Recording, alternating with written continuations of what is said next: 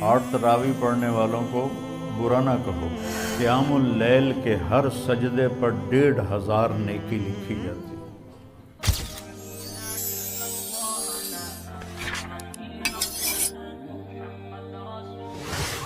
پھر رمضان میں اللہ نے ہمیں قیام اللیل دیا۔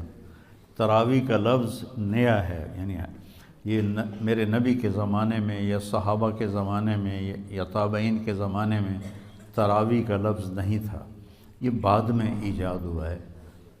اس دور میں قیام اللیل تھا، اور یہ تراویح کا لفظ بنا کہ بعد کے دور میں اہل مکہ 4 رکعت پڑھتے تھے اور پھر ایک طواف کرتے تھے۔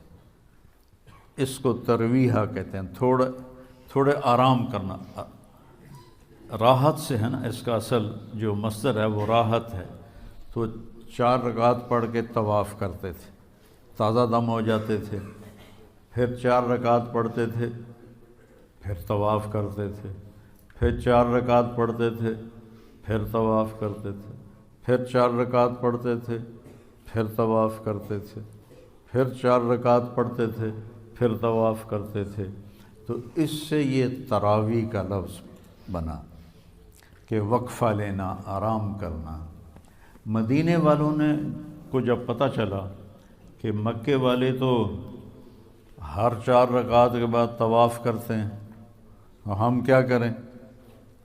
تو انہوں نے 20 کی 40 پڑھنا شروع کر دی۔ اللہ نے اس امت پہ قیام اللیل، جس کو اب ہم تراویح کہتے ہیں، یہ اس امت کو تحفہ عطا فرمایا کہ اس میں قرآن سنو۔ اور پہلی کتابیں امت کو یاد نہیں ہوتی تھی، صرف نبی کو یاد ہوتی تھی، باقی کوئی کتاب کو یاد نہیں کر سکتا تھا، لہذا ان کی نماز تسبیح ہوتی تھی، تسبیح، تحلیل، تکبیر۔ تو ہمیں تو اللہ قرآن دیتا ہے، اگر قرآن کی سمجھ ہو تو کتنے کبھی جنت کے نظارے، کبھی دنیا کی بے ثباتی، کبھی ایمانی صفات، کبھی اخلاق، کبھی سخاوت، کبھی جہنم، کبھی توحید، کبھی رسالت، کبھی آخرت، کبھی دنیا کی حقارت، کبھی آپس کے معاملات، کبھی میاں بیوی کا تعلق، باپ اولاد کا تعلق، بھائی بھائی کا تعلق، تجارت کے مسئلے، زراعت کے مسئلے، حکومت کے مسئلے۔ قرآن تو ایک غنچہ نہیں ہے، ایک گلستان ہے جس میں پھول ہی پھول کھلے ہوئے ہیں۔ ابو ریحانہ رضی اللہ تعالیٰ عنہ جہاد کے سفر میں تھے، واپس آئے تو بیوی سے کہنے لگے 2 نفل پڑھ لوں؟ آخر ان کو بھی تو شوق ہے کہ میں بیوی سے خلوت میں ہوں، 2 نفل پڑھ لوں؟ کہنے کہ ہاں پڑھ لو۔ انہوں نے کہا انا اطعنا پڑھے گا؟ انہوں نے جو اللہ اکبر کیا اور نماز پڑھتے پڑھتے پڑھتے فجر کی اذان ہو گئی 2 نفلوں میں۔ جب ان اذان سن کے سلام پھیرا تو ان کی بیگم نے کہا ابا ریحانہ تعبت و اتعبتنی، خود بھی تھکے ہو، مجھے بھی تھکایا ہے، میں تمہیں یاد نہیں تھی؟ کہنے لگے واللہ نسیت، اللہ کی قسم میں تمہیں بھول گیا تھا۔ کہ تیرا بھلا ہو، بھول گئے؟ ایک کمرے میں خلوت میں کیسے بھول گئے ہو؟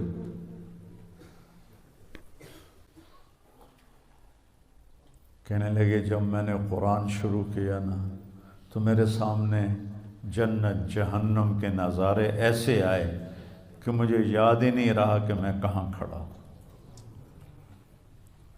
مجھے یاد ہی نہیں رہا۔ تو قرآن اللہ نے ہمیں یاد کروا دیا، اس کو سینوں میں محفوظ فرما دیا، اور رمضان میں کہا سارے مل کے قرآن سنو۔ اور قیام اللیل کے ہر سجدے پر 1500 نیکی لکھی جاتی ہے۔ ہر سجدے پر 1500 نیکی لکھی جاتی ہے۔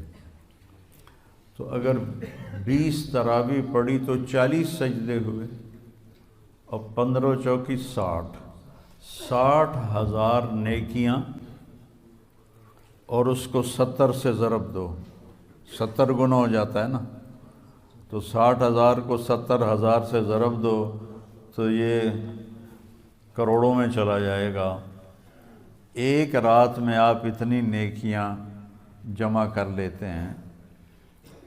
8 تراویح پڑھنے والوں کو برا نہ کہو، 20 تراویح پڑھنے والوں پہ اعتراض نہ کرو، یہ کمائی ہے، کر لو تو تمہارے مزے ہیں، چھوڑ دو تو تمہارا گھاٹا تو ہے ہی، گناہ کوئی نہیں لیکن گھاٹا تو ہے، نیکیاں کٹ گئی ہیں۔